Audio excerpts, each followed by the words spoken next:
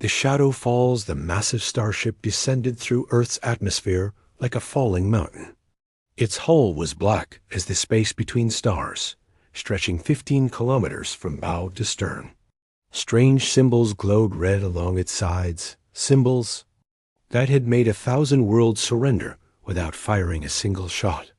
This was the Soul Crusher, flagship of the galactic hegemony's terror fleet. Commander Zephyr stood on the bridge, his 4 arms crossed behind his back. His species, the Dominari, had ruled the galaxy for 2,000 years through fear and intimidation. They were tall, with silver skin that reflected light like polished metal. Their eyes were completely white, lacking pupils, which made them appear both blind and all-seeing at the same time. "Report," Zephyr commanded, his voice carrying the authority of countless conquered worlds. "The primitive world lies before us, Commander," replied Navigation Officer Crix. "Population, approximately 8 billion. No interstellar capability detected. Basic nuclear technology only." Zephyr nodded slowly. This would be routine. The Soul Crusher had never needed to fire its weapons. One look at the ship's terrifying design, one demonstration of its power, and planets surrendered immediately. The ship's hull was decorated with the fossilized remains of creatures from worlds that had dared to resist. Its engines produced sounds that resembled screaming voices. Even its name struck fear into the hearts of spacefaring civilizations. "Open communication channels to all major population centers," Zephyr ordered. "Begin standard intimidation protocol." The communication array activated, sending Zephyr's image to every television, radio, and digital device on the planet below. He had given this speech so many times he could recite it perfectly. "Inhabitants of the 3rd planet," his voice boomed. "Across Earth, translated instantly into every human language. I am Commander Zephyr of the Galactic Hegemony. Your world has been selected for integration into our empire. You have 72 hours to surrender your governments, your resources, and your independence. Comply, and your species will be spared. Resist, and you will be eliminated." The bridge fell silent as they waited for the usual response. Typically, within minutes, planetary leaders would flood their communication channels with surrender offers. Some worlds took a few hours to accept the inevitable. The longest any world had ever held out was 18 hours. But something strange was happening on Earth. "Sir," Communications Officer Vex reported, her voice confused. "We're receiving unusual signals from the planet." "Unusual how?" "They appear to be laughing, sir." Zephyr's white eyes widened slightly. "Laughing?" "Yes, Commander. And they're creating what they call content about our arrival. Look at this." The main screen displayed a human communication network called the Internet. Millions of humans were sharing pictures, videos, and text about the Soul Crusher. But instead of terror and despair, Zephyr saw something he had never encountered in 2,000 years of conquest. Humans were making jokes. One image showed the Soul Crusher with cartoon eyes drawn on it, and text that read, "When you try to look, scary, but you just look like a confused space whale." Another showed a human holding a sign that said, "Welcome to Earth. Sorry about the traffic. Parking is terrible here too." They single quotes re-dot. "They're making fun of us?" Zephyr asked, his voice filled with disbelief. "It appears so, sir. They've created something called memes about our ship. This one shows our hull design with text saying, 'Goth phase at 2,000 years old.' Someone didn't get enough attention as a young civilization." On the screen, a human news reporter stood in front of a camera, smiling broadly while the Soul Crusher loomed in the sky behind her. "This is Lisa Chun reporting from downtown New York, where the mysterious alien ship continues to hover. Local authorities have declared today a first contact holiday, and street vendors are already selling 'I Survived the Alien Invasion' t-shirts." Zephyr watched in growing confusion as the camera switched to show humans gathering in parks, taking selfies with the Soul Crusher in the background. Children were playing games, pretending to be aliens and humans. Street musicians were playing songs about space travel. Food trucks were selling alien invasion burgers and galactic conquest tacos. Sir, Vex continued, we're also receiving direct messages from the planet. Shall I play them? Yes, Zephyr said weakly.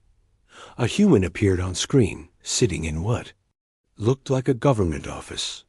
He was an older man with gray hair and a calm expression. Hello there, he said cheerfully. I'm President Harrison. First, let me say, impressive ship. Really big, very intimidating. Great job on the scary design. But I have to ask, did you travel across the galaxy just to give us a 72-hour deadline? Because we're kind of busy right now. We have a climate crisis, 3 different sporting events this weekend, and someone just invented a new type of pizza. Could you maybe come back next month? Another message began playing. This one showed a young human woman with colorful hair. Hi, alien dudes.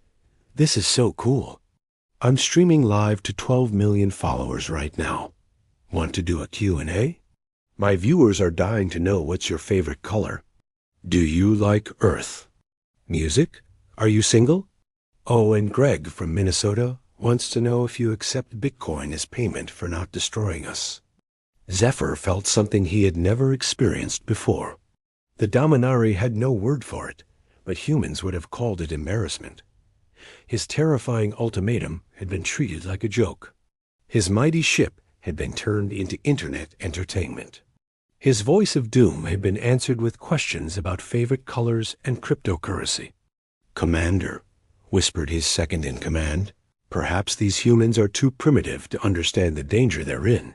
But Zephyr was beginning to suspect something different. He had studied the files on thousands of conquered species. All of them had shown the same response to the Soul Crusher, fear followed by surrender. But humans were different. They weren't afraid because they were stupid. They weren't afraid because they were brave. They weren't afraid because they found the whole situation absurdly funny. Sir, Vex reported, they've started a countdown. Timer on their global network. It's counting down to our deadline, but they've labeled it the most interesting weekend ever. On the screen, Zephyr could see the timer, 71 hours, 43 minutes, 17 seconds. Below it, humans were sharing their weekend plans. Some were planning end-of-the-world parties. Others were organizing Welcome to Earth festivals. A few were even planning protests, but their signs read things like, aliens, great at entrances, terrible at parking, and Earth, 5 stars, would conquer again. For the first time in his long career, Commander Zephyr began to wonder if the Soul Crusher had finally encountered something it couldn't intimidate. And somehow, that thought was more terrifying than any weapon the hegemony had ever faced. When fear meets laughter, Commander Zephyr paced the bridge of the Soul Crusher, his forearms moving in agitation. 24 hours had passed since the deadline began, and the humans had only become more enthusiastic about their impending doom. Their response defied everything the Dominari understood about conquest and fear. Status report, he demanded. Sir, Communications Officer Vex replied, the human response has ... intensified. They've organized what they call Alien Appreciation Day. 17 major cities are holding festivals. They're selling food themed around us, playing music about space travel, and children are dressing up as aliens for something called cosplay. Zephyr stared at the main screen, showing feeds from around Earth. In London, humans had set up a massive screen in Trafalgar Square to watch the countdown. In Tokyo, people were doing coordinated dances while wearing costumes that looked like miniature versions of the Soul Crusher. In Rio de Janeiro, someone had organized a beach party with the theme Last Days of Earth. They're celebrating. Zephyr said, his voice filled with bewilderment. They're actually celebrating. Yes, sir. And they've created a new form of entertainment called Alien Invasion Bingo. They're placing bets on what we'll do next. Zephyr's white eyes narrowed. Perhaps these humans needed a more direct demonstration of power. Prepare the obliterator. Cannon. Target their moon. The weapon systems officer, a young Dominari named Kor, looked up nervously. Sir, destroy their moon? No, Zephyr said. Destroy one of their small moons. The one they call. What do they call the small one? Sir, they only have one moon. Then destroy part of it. Enough to create a visible crater. They need to understand that their laughter will not protect them. The obliterator cannon was the Soul Crusher's most powerful weapon. It could crack continents and shatter moons. As it charged up, the ship's hull glowed with red energy. The beam that fired from the cannon was visible from Earth's surface, a lance of pure destruction that carved a massive crater into the lunar surface. The explosion was brilliant, creating a light show that could be seen across the entire night side of Earth. Dust and debris created a brief aurora as lunar material entered Earth's atmosphere. Zephyr watched the planet's surface, waiting for the panic to begin. Instead, he heard applause. Sir, Vex reported, they single quotes redot their clapping. The humans are applauding our demonstration. On the screen, humans all over Earth were pointing at the moon and cheering. Someone had set up cameras to broadcast the event live. A human scientist was speaking excitedly into a microphone. This is absolutely incredible. The energy output required to create that crater would power our entire civilization for decades. The precision of the shot, the controlled detonation, the way they managed to create such a spectacular light show without affecting our tides significantly. This is the greatest display of advanced physics in human history. Another human appeared on screen, this one wearing a white coat and standing in front of what looked like a laboratory. I'm Dr. Alina Vasquez from the International Space Station Research Center. We've been analyzing the energy readings from the alien demonstration. And I have to say, we're learning more about advanced technology in one day than we have in the past 50 years. The implications for our understanding of physics are staggering. Zephyr felt his silver skin begin to darken, a sign of stress among his species. They're studying us? Yes, sir. They appear to be more interested in our technology than afraid of it. Also, sir, they've started rating our moon demonstration. Most humans are giving it 8 out of 10 stars. The common complaint seems to be that they wanted more fireworks. More fireworks? Yes, sir. They say their New Year celebrations are more impressive. Zephyr's mind reeled. How could creatures who had barely learned to leave their own planet criticize a display of power that could destroy continents? How could they want more spectacle from a weapon that could end their civilization? Commander, Second Officer Crix approached cautiously. Perhaps we should proceed to the next phase. Full planetary assault? But before Zephyr could answer, something unexpected happened. The Soul Crusher's communication array began receiving a new type of signal from Earth. It wasn't the usual government surrender or the stream of jokes and memes. This was something else entirely.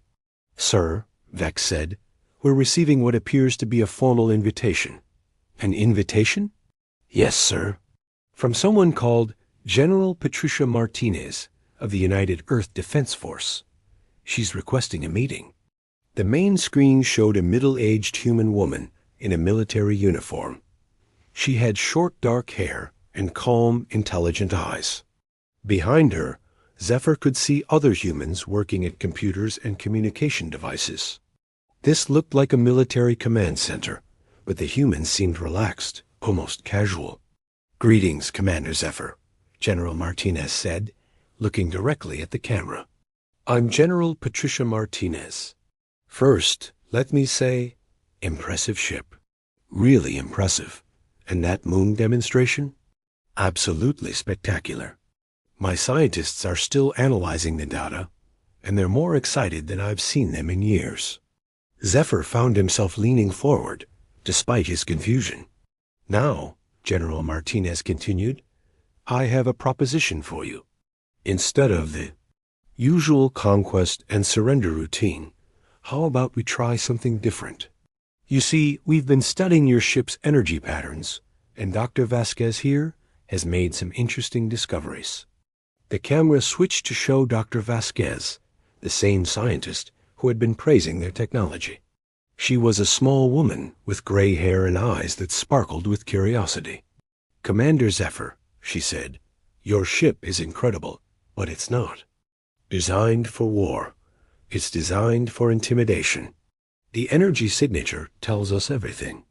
You've been succeeding through fear, not through superior military technology. The camera switched back to General Martinez. So here's my proposition. Instead of us surrendering to you, and instead of you destroying us, how about we share some of our technology with you? You see, we humans have developed something your species seems to lack. What? Zephyr found himself asking, though he hadn't meant to speak. General Martinez smiled. We've developed the ability to find joy in the most impossible situations. We've learned to laugh at death, to make art in the face of destruction, to find hope when everything seems hopeless. Your ship is terrifying, but we've been through worse. We've survived ice ages, plagues, wars, and disasters that would have broken other species. And through it all, we've kept our sense of humor. Behind her, Zephyr could see other humans working, but they weren't panicking or preparing for war. They were cooperating, sharing ideas, even laughing together as they worked. So, General, Martinez continued, what do you say? Want to learn how to laugh at the universe instead of trying to make it fear you? For the first time in his long career as a conqueror, Commander Zephyr found himself genuinely curious about the answer.